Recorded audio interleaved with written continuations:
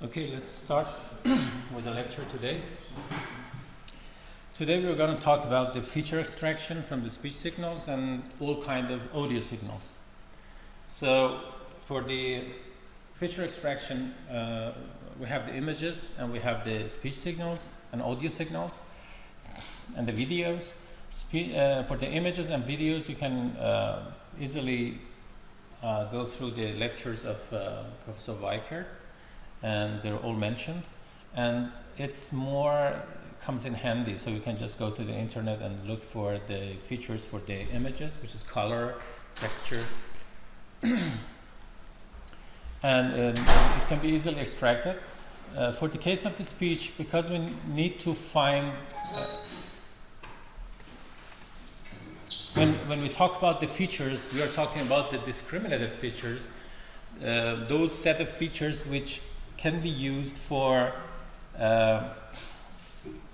classification, and that's why we are actually we need to delve into the features, the types of the features, and what are the properties, and what are the set of features which are prevalent recently people are using for different applications. So what I say in this lecture can be applicable for both the speech and audio signals. So for both cases you can apply these things. We know that the original signal that we have is a temporal signal, so it's a signal in time. So there are many set of features that can be used that can be taken out from the signal in time, and many other features that can be extracted when the signal is transformed to another domain, and then in that target domain we can extract out those features for the purpose of discrimination, classification of the phonemes or those basic elements of the voice or audio. For the voice, the basic element should be, for example, word or the phoneme, like when you say, for example, Ali, then E is a phoneme, L is a phoneme, E in final case is a phoneme, and there are some events when they are connected to each other. So these are the phonemes that we want to classify. And for example, when you give this word to the ASR system, which is the automatic speech recognition system, the ASR system is a kind of decoder, takes in the voice in a wave format and writes down the text corresponding to that waveform. So probably you have heard about the application of automatic speech to text. This automatic speech to text computer system or decoder system is called ASR, or automatic speech recognition, and it's very nowadays it's very prevalent in many speech or signal processing communities. So when we talk about the feature extraction, that's the basic part of one of the basic parts and core parts of the ASR system. When you are dealing with the speech signal, it's not possible to take the speech with, for example, if you have this speech signal for 1 second, for example, if this is 1 second from time 0 to 1 second, and if you are taking the samples by, normally the frequency of sampling is 16 kilohertz or 16,000 hertz. And normally for each of these samples, you assign in the computer something like 1 byte or 1 word. It can be, for example, 16 bits.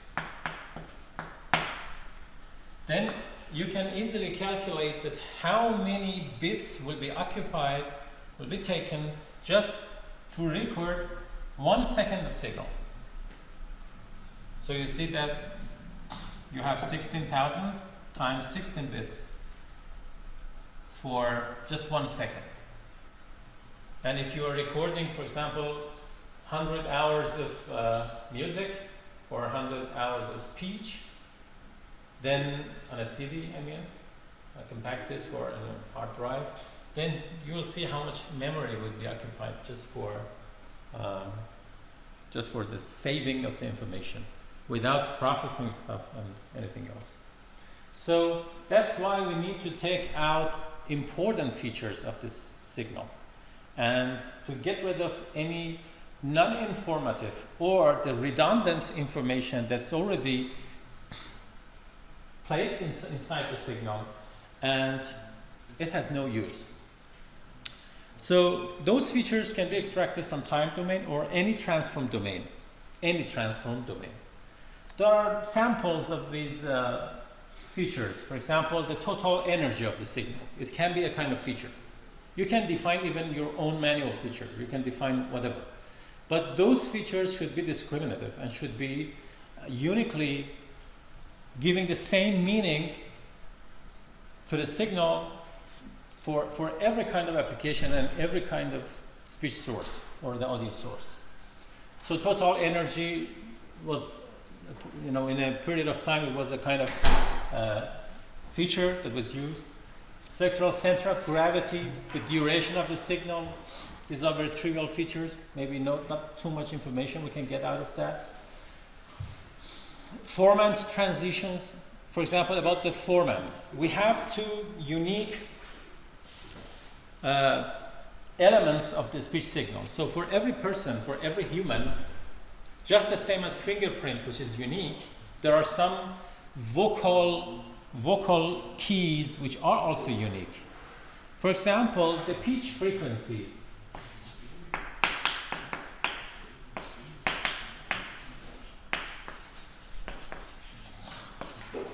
Which is normally denoted by F0, is the frequency of the vocal cords, which can produce the vowels. So that frequency of the vocal cords for every person is unique. Everybody has its own pitch frequency. And because the vocal tract and the structure and the system of the vocal tract is the pipe that, if here is the vocal cord, and if this is the lungs, so the pressure, the air pressure is actually coming through the vocal cords and make vibrations of these vocal cords for generating the vowels like a, o, e. These are the things that actually the basic frequency or the fundamental frequency is the pitch frequency coming from the vibrations of these vocal cords. And then there is a pipe until it comes to the mouth, space of the mouth. So that pipe is called the vocal tract. The length of the vocal tract and the diameters are different for every person. And it's a mechanical organ of every person for generating the audio signals or the speech signals, which is unique for every person. And when it's stimulated by the air pressure, then it has some natural frequencies coming from the structure of this vocal tract. Those natural frequencies, there are 3 basic natural frequencies and some more harmonics, but the first 3 natural frequencies are very important for discriminating between every person. Those are called F1, F2, and F3, and these are called formants. So formants are the frequencies, the vibration or the resonance frequency of the vocal tracts. And these are also unique for every person. The first 3 are called formant number 1, 2, and 3. And there are much more, but for our purpose of ASR system, it has no use to get the higher frequencies. So these are the unique features But there is a problem in how to get these frequencies from a noisy, corrupted signal.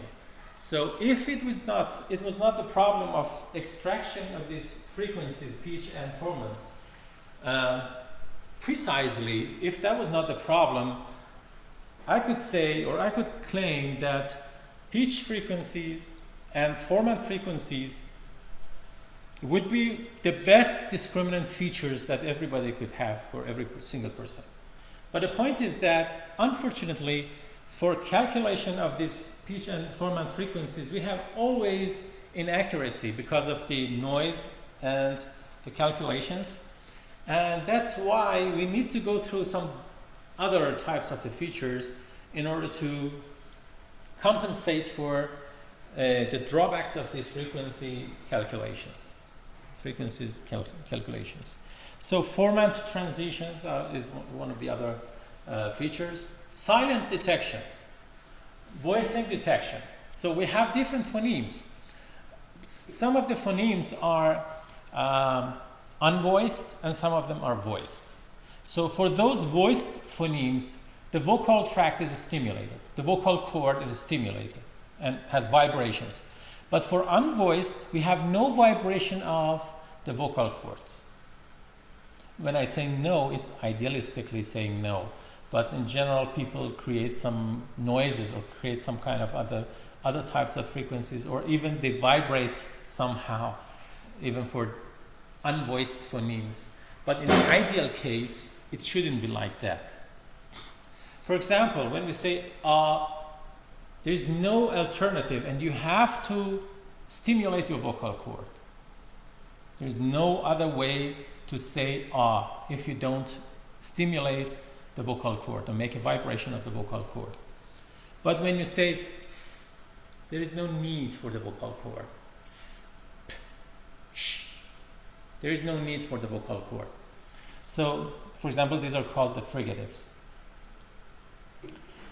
So we have voice in detection, which means if there is a vibration of the vocal cord, so it's a voiced phoneme, and if there is no vibration, it's unvoiced, and we can get it from the signal. Because the voiced part is almost periodic. It's from the stimulation of the vocal cord, so for a short period of time, it's periodic or quasi-periodic. But for the unvoiced signals like s, sh, p, these are pseudo noise. It's just the same as the noise. So they can occupy almost the entire spectrum.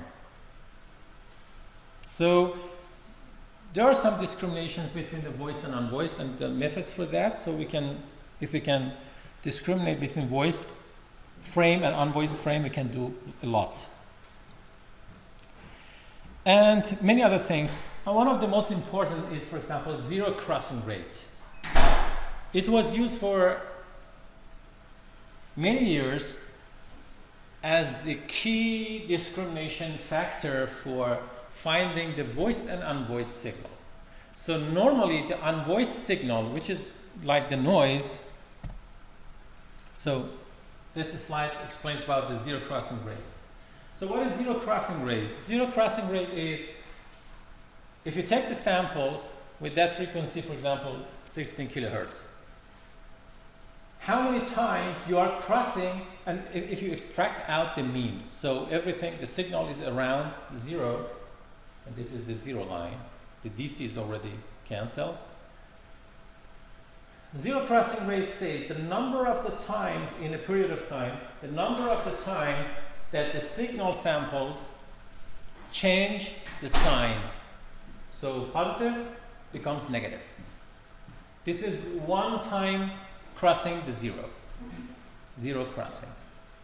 And how many times you're passing the zero border?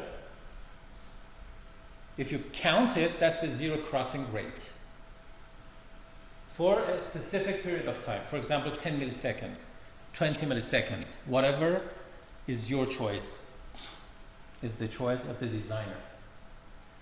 It turns out that for the unvoiced signals, which are pseudo-noise, unvoiced signals, which are pseudo-noise, this zero crossing rate should be very high because it's the same as the noise. And for the voiced signals, because it's periodic, so it should be much less than unvoiced phonemes. So here you see the PDF for the unvoiced and the voiced signals in different frequencies from 0 to 1 kilohertz, 2 kilohertz, and up to 4 kilohertz. The bandwidths of the normal bandwidths of the speech signal. So you see that for the voiced phonemes, the number of the times that we pass or we cross the zero border has this PDF, the distribution, has this distribution. The mean is around, for example, 12. Around 12. It can differ for different people, for different person. But the mean is around 12 and the variance is about 15, for example. So the mean is 12. 12 times passing from the zero border. But for the unvoiced case, you see that for different frequencies, for all the different frequencies that the unvoiced, well, you see that for the lower frequencies, normally the unvoiced signals are not low frequencies. They are mostly like the noise, and they mostly occupy the higher portion of the spectrum. So normally you don't find too much low frequency components in there. But you can find, for example, from 1 kilohertz upward, or from, I don't know, 700 hertz upward until the end of the spectrum. But you see that the mean is around, for example, the mean is around 50. And that's for all the unvoiced phonemes, not just a single one. So, for example, for S, it can be around here, 70 times, 60 times, at least. But for K, for example, it can be here, or maybe lower. But the PDF is actually very much different from the voiced signals, the voiced phonemes. And you know that the voiced phonemes, they are much less, so you have just 5, in English we have just 5, plus the combination of them, it wouldn't be more than, 10 or 15 in most cases. But the unvoiced population is much more. So, zero crossing rate, as it can be shown, we have the sine function. Probably you know about the sine function. The sine function says that, so if you have the signal xi of n, the sine function says that when xi of n is greater than 0, so the result is 1, otherwise it's minus 1. So whenever we pass from the signal, we pass through the crossing rate, we have the absolute value of the sine of xin and the previous sample. So if the sign is changed, we should count it. And also when the sign is changed the other way, we should count it. That's why we put the absolute value here. And we take for all the samples 0 to n minus 1, which are n samples, and that n samples determine the period of the signal that we are talking about, this zero crossing rate. So it can be n samples for 1 second or n samples for 10 milliseconds. Depends on our choice. And we make an average. So that's the zero crossing rate and the corresponding. So zero crossing rate was a feature to say that this frame of the signal, whether that belongs to the unvoiced or the voiced phoneme, and that's very important. You already know from the linear prediction that, or I'm not sure if maybe in one of the auxiliary notes I put it for the speech model.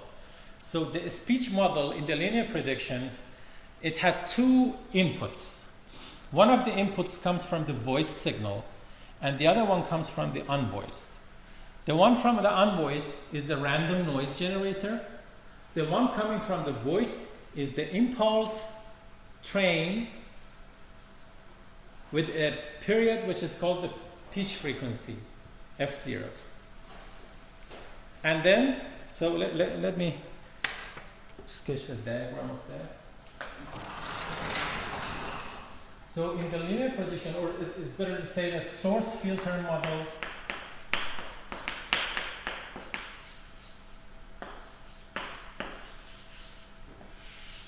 it's a very common model and simple model for the speech generation. So in the speech generation system, they assume that we have a pitch frequency for the impulse train system. And we have here a random noise generator. So random noise generator. And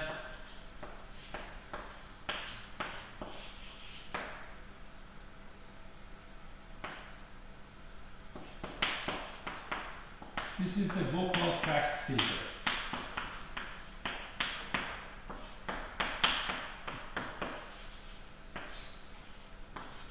And this is the source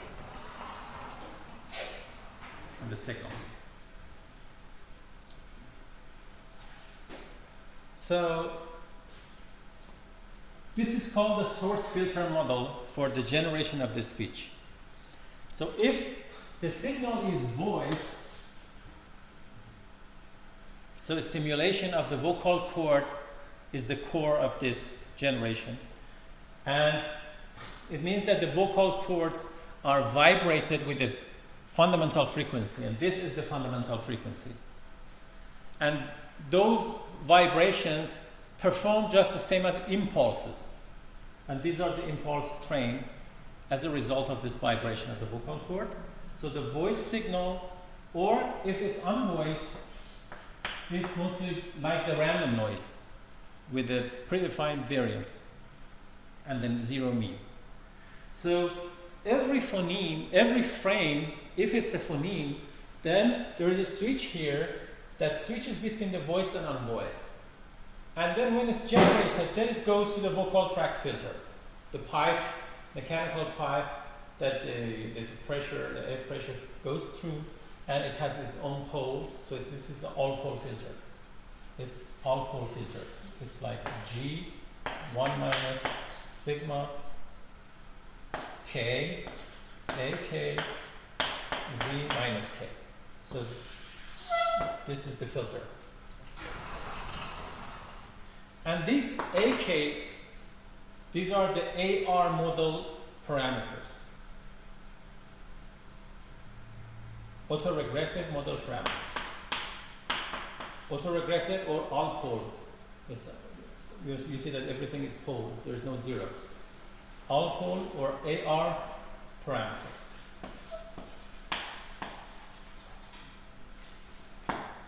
And this is just the gain. So the voiced or unvoiced passes through the vocal tract and then generates the speech signal. There are many vocoders, especially in the military, like the LPC-10 or many other standards.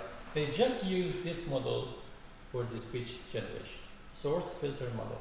Still, in the many articles and papers, this generation model is the core and the model that people take as the speech generation model. It's almost a deterministic model for the speech signal generation, but we have probabilistic models also. So, it's very important to know between voiced and unvoiced phonemes. So this is one way to get the unvoiced phonemes, if there is unvoiced. So zero crossing rate is something that determines whether the phoneme is unvoiced or voiced. And it's a time domain feature.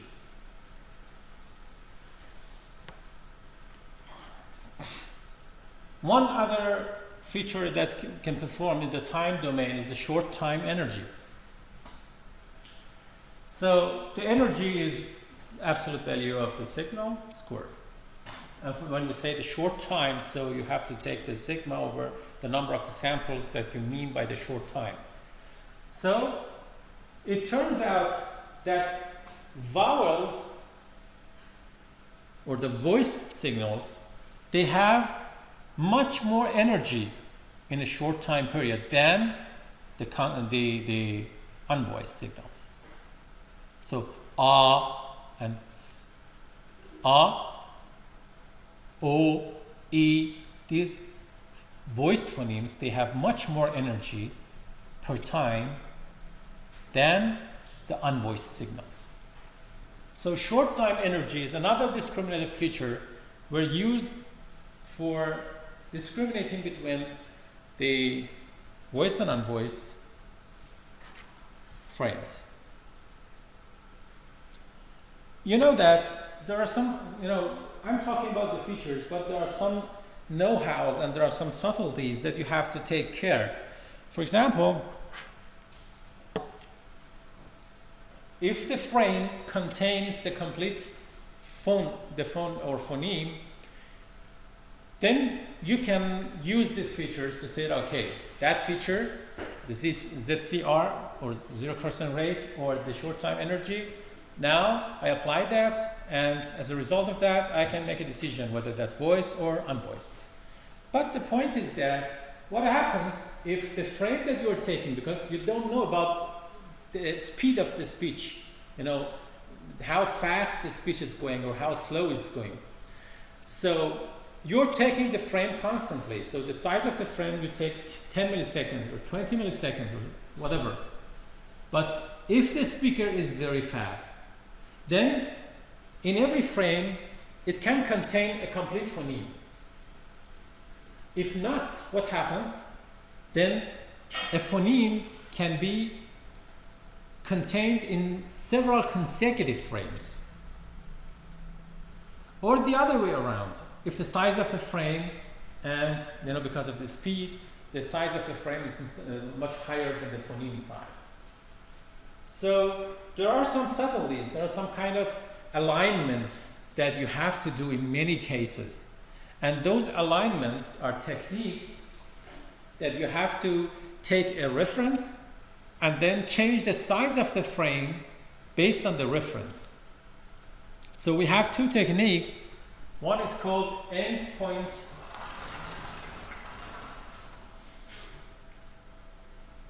so maybe it's better to write down onset, offset, determination. So you have to determine the onset and offsets. Onset and offset or endpoint. Endpoint alignment. So what is this onset, offset? What's this technique? It actually says that when a phoneme starts and when stops. So if you have a reference, for example, a reference for this O is like this. And this period of time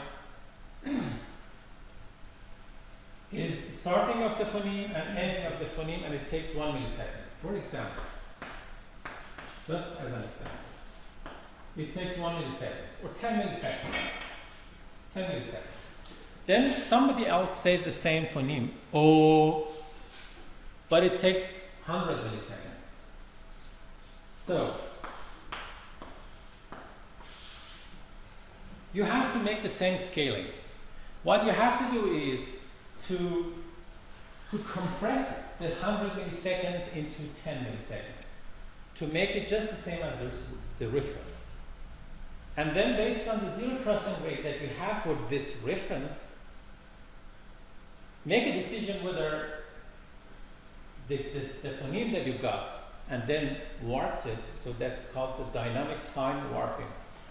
This, like the accordion, So you have a reference and you get a signal as a test, but you don't know what exactly is the duration of that signal. You find the endpoint alignment, so onset and offset of the phoneme, and then you make a decision how you should warp the signal in time in such a way that makes the same size as the reference phonemes that you have. This is called dynamic time warping, DTW. That's a technique. I don't want to go through that because these are the know-how, some subtleties you have to. In practice, you have to know that. Dynamic time warping. So you make both of them at the same reference, and then you make a decision. You already know for this one how much is the zero crossing rate to be the phoneme of O, and then if for the warped version of the test signal, if for example it's close to this one, you say that this is O. Otherwise, it might be something different. So onset, offset, or endpoint alignment detection, and dynamic time warping. These are the two techniques. You have to know that. Short time energy says that is a time feature, says that voiced phonemes normally have more energy in a short period of time than the unvoiced signals. And it can be seen, for example, from here. Po, te, for example, poi, you see, it starts from the head. So, almost there's no energy, but oi, then you see this kind of vibration here with a higher energy. Te, the first part which belongs to t, which is unvoiced, has lower energy. When it comes to e, then it starts to vibrate with a higher energy. Sh, nis, s. So you see that this vibration, so the dynamic range, it actually, the vibration derivation is something that somehow gives you the impression of changing from voiced to unvoiced and so on. So we already have the LPC features. We know that LPC was a creative feature, innovative feature, was used in many speech coding applications. So in military, LPC-10 was, for example, coding feature. So we already, the people were using time samples.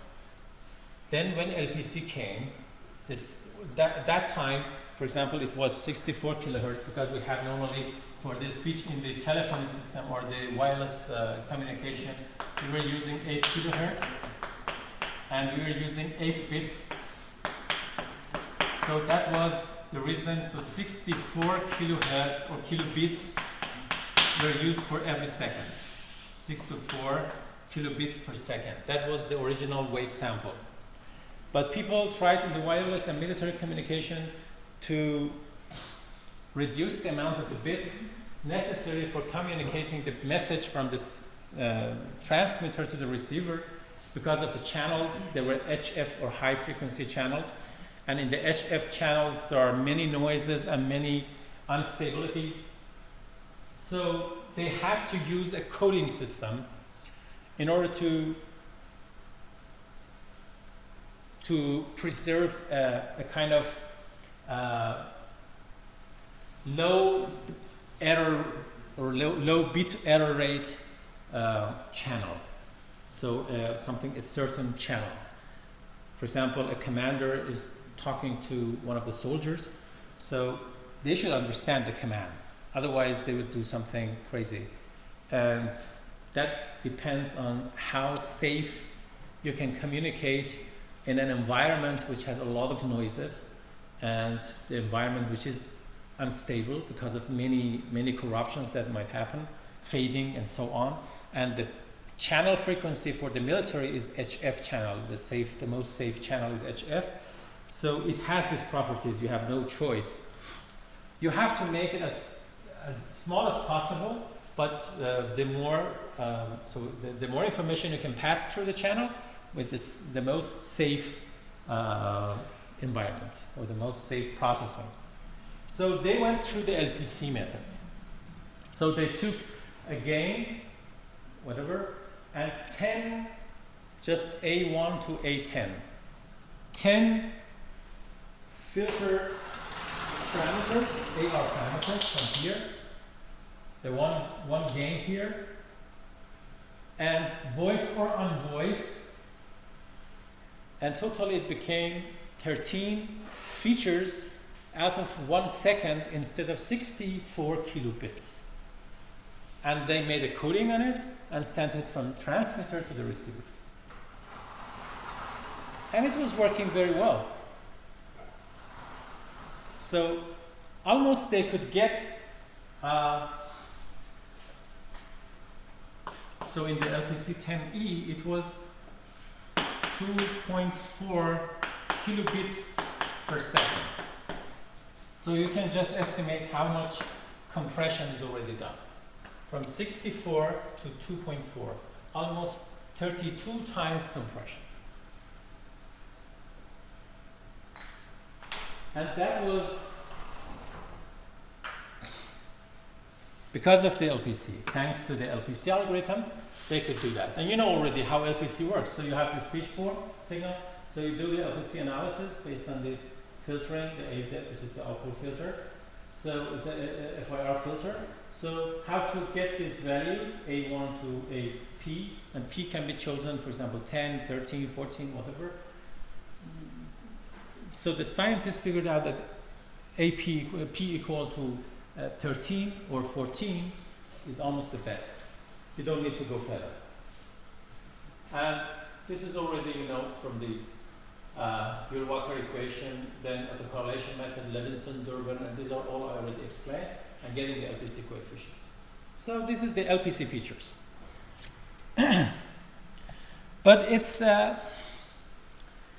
maybe it's good for the communication in the military service, because in the military you don't need to have a very good quality, and I mean to understand who is exactly on the phone or on the wireless, the walkie-talkie or whatever. So the most important is the command itself. So the content of the message is important, more important than to understand who is talking to you. So the goal is not speaker identification. The goal is the message itself. That's why the quality of the channel for the wireless and military is not as high as what you need, for example, in the consumer electronic for the mobile phones. In the mobile phones, you need a very high quality, and you need to understand who is just by, you know, listening to the message, to the speech. You want to be able to understand who is at the phone. So the quality is much higher.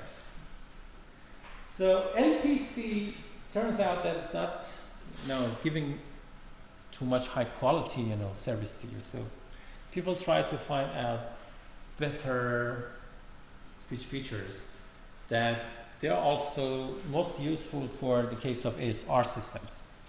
So today we're going to talk about the mel frequency cepstral coefficients, or MFCC, the most prevalent features that people use in ASR systems,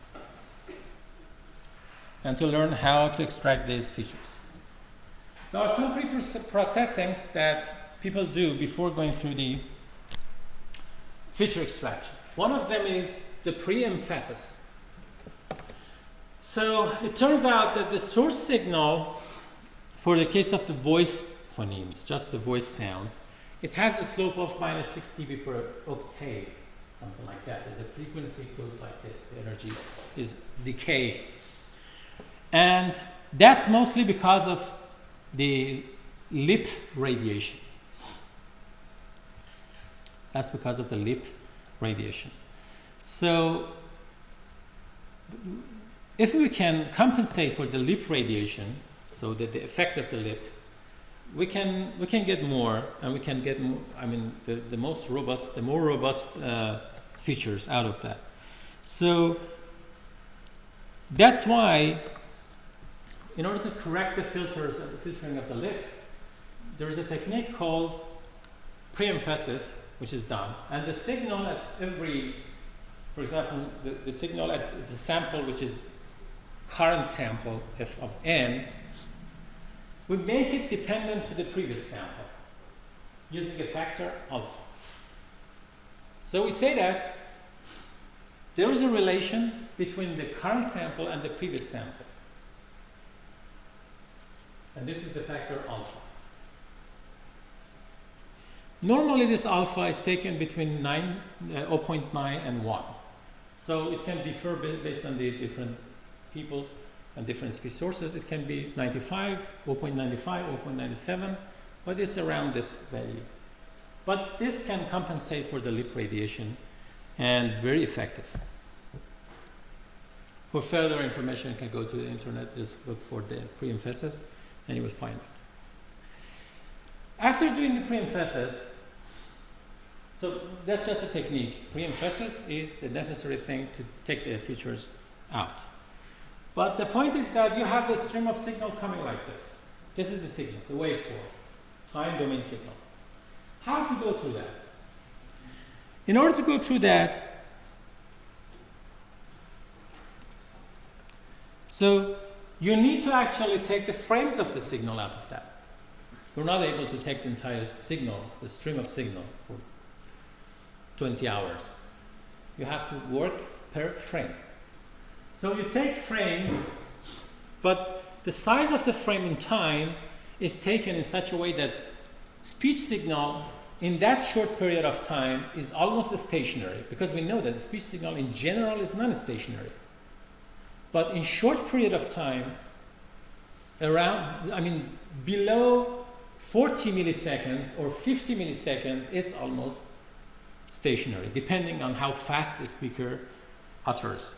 But, on average, below 40 or 50 milliseconds, it's stationary. For certainty, if you take it 10 milliseconds, you can almost surely say that it's stationary. So 10 milliseconds frame, just to keep the signal stationary in the frame. And then we already talked about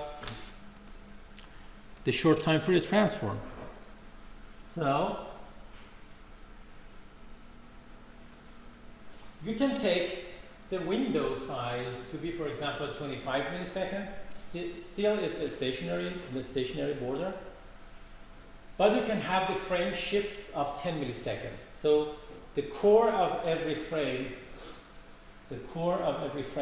would be, because we have overlaps between the previous frame and the next frame. So the core, you see that if you have 25 milliseconds and then you have 10 milliseconds shift, so you have always correlation between adjacent frames. Always you have the correlation between the adjacent frames. But still the size of the frame is in the territory of stationarity. And then you can apply the short time Fourier transform. So the signal, windows, and then Fourier transform. This window is very important. What type of the window you want to take?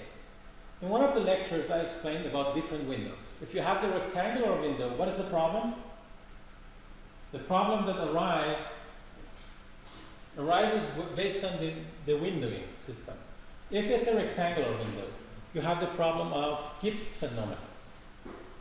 You have side lobes, big side lobes,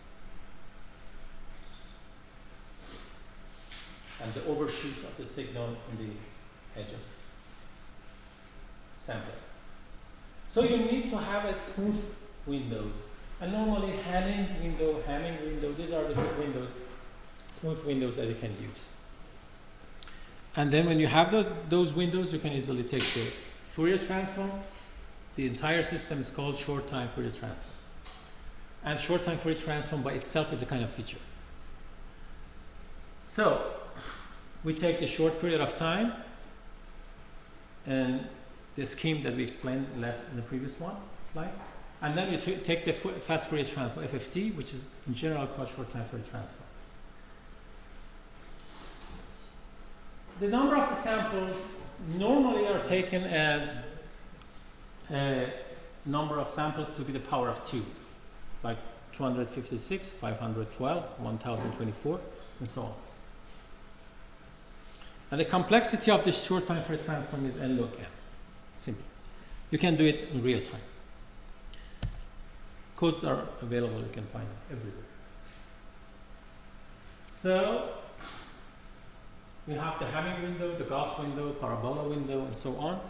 I normally take the Hamming window and Hamming window, and both perform well. So I skipped this one. It's just a rewriting of the Fourier transform. So that's the first stage for every kind of feature extraction. Framing, then short time Fourier transform. And for example here, for the O umlaut, if this is the time pattern, then the short time spectrum look like this. The frequencies from 0 to 8 kilohertz will look like this. And the smooth version of that will look like this. The information you can get out of this is very much. So what is this information? First of all, the first pick belongs to the pitch frequency. So this is the pitch frequency that you can see from the voiced signal, from the smooth spectrum. That's the pitch frequency. So it should be, for example, if it's 1000, maybe it's around 480 or 500. So it means that this belongs to a woman. Perhaps, with more than 80% probability. Because for the men, it's normally starting from 100 hertz, and it goes, you know, if the voice is very close for a man to a woman, it would be around 600 or 700, not more than that. But for a normal man, it's always below 500. And if it's more than 500, so it belongs to the woman. So if here, for example, I don't know, if it's around 600, then it's a woman. If it's less than that, 500, it might be a man.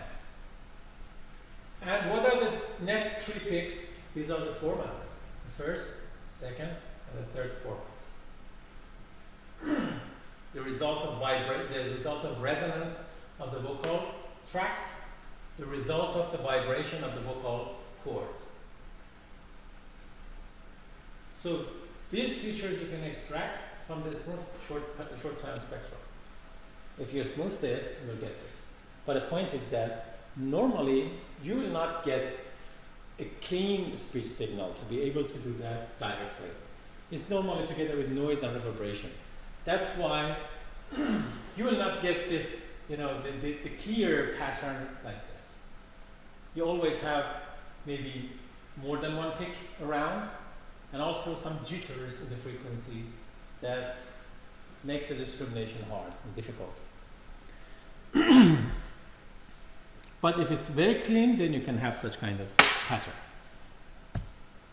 So you can do that for every time frame and get the spectrum, short time spectrum, that gives you the information from the frequency, low frequency or DC, to the highest frequency, which is 8 kilohertz for the speech signal, and it contains all the information.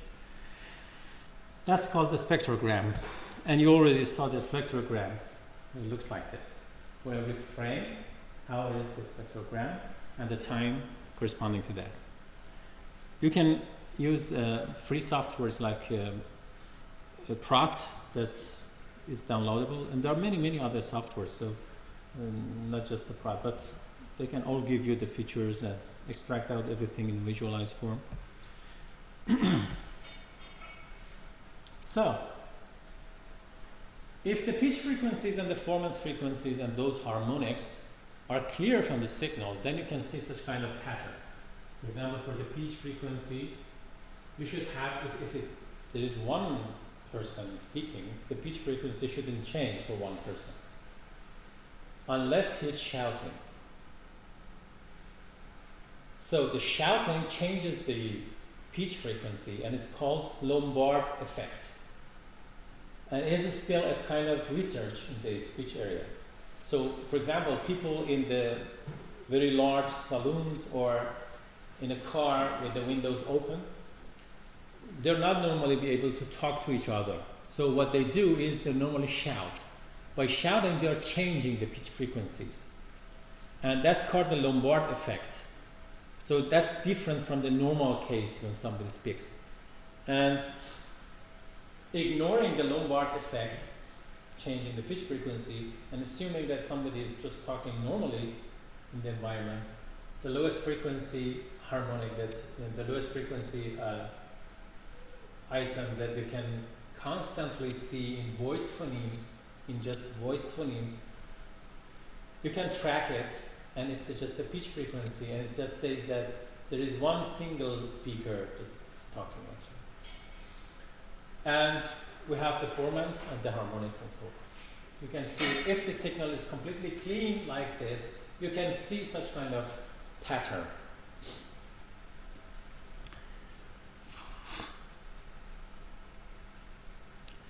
So the idea that motivated the MFCC was, how about if we can simulate exactly how the ear or the human auditory perception system understands this sound and the phonemes. So it turns out that the auditory perception of the human is understanding everything in a logarithmic way. And it gives different weights and different impressions to different frequency bands in a logarithmic way and not linearly. So the importance of, for example, 1 kilohertz to 2 kilohertz is quite different from 1 hertz to 500 hertz. Because of this difference, so they came up with the idea of, how about if we can make a pattern like this, which simulates the human or the ear auditory pattern to understand the signal. So instead of short time Fourier transform, which for every frame we would take, for example, a FFT 256 or 512 FFT values, which means 256 frequency items or frequency bands. So 8 kilohertz would be divided into 256. Using the ear pattern, yes? Stopped. So we can have 5 minutes break.